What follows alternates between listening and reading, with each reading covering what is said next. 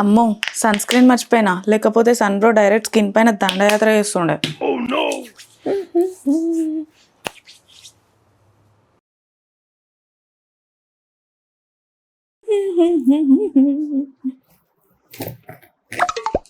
ఏడకే పొద్దు పొద్దున tip top ready అయిపోతున్నావు.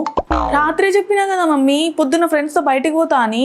ఇక సండే వస్తే ఇంట్లో వాళ్ళతో టైం స్పెండ్ చేసేది లేదా? మమ్మీ లేక 2 నెలల తర్వాత నేను ఈ రోజు బయటికి పోతున్నా. అదే అంటున్నా, నువ్వు నేను డాడీ మనం బయటకు పోదాం.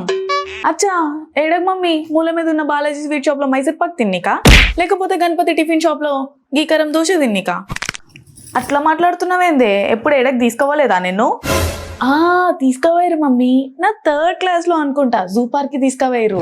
తర్వాత 7th క్లాస్ లో ఏదైనా ట్రిప్ పోదాం మమ్మీ అని అంటే తిరుపతి తీసుకుపోయారు. తర్వాత 10th క్లాస్ లో నా ఫ్రెండ్స్ తో వండర్లా పోతా అంటే, నువ్వు అండర్ ఏజ్ నాన్న, ఇంత చిన్న ఏజ్ లో అన్ని వండర్లు చేయొద్దని చెప్పి నాంపల్లి ఎగ్జిబిషన్ కి తీసుకుపోయారు. దీనికి అన్ని గుర్తున్నాయి, చిన్నప్పుడు బాదం పెట్టకుండా ఉండాల్సింది. ఇవన్నీ బాగానే గుర్తుపెట్టుకున్నావు. ఎప్పుడైనా చదివింది గుర్తుపెట్టుకున్నావా? ఏది మ్యాథ్స్ 2 బిలియన్ నుంచి ఒక ఫార్ములా చెప్పు. నువ్వు లాస్ట్ వీక్ కాక లాస్ట్ ట్యూస్డే ఏం కర్రీ ఉన్నావు చెప్పు మమ్మీ.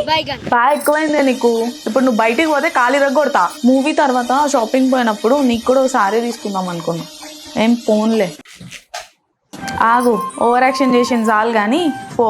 డాడీ అడిగితే చదువుకోనికి పోయినావని చెప్తా. Oh my cute mummy. బేటా శారీకి మ్యాచింగ్ కమ్మలు కూడా తీసుకురా. సుజాత ఆంటీ వాళ్ళ ఫంక్షన్ లో కట్టుకుంటా. మీరంతా సరే తీసుకొస్తా. Bye mummy.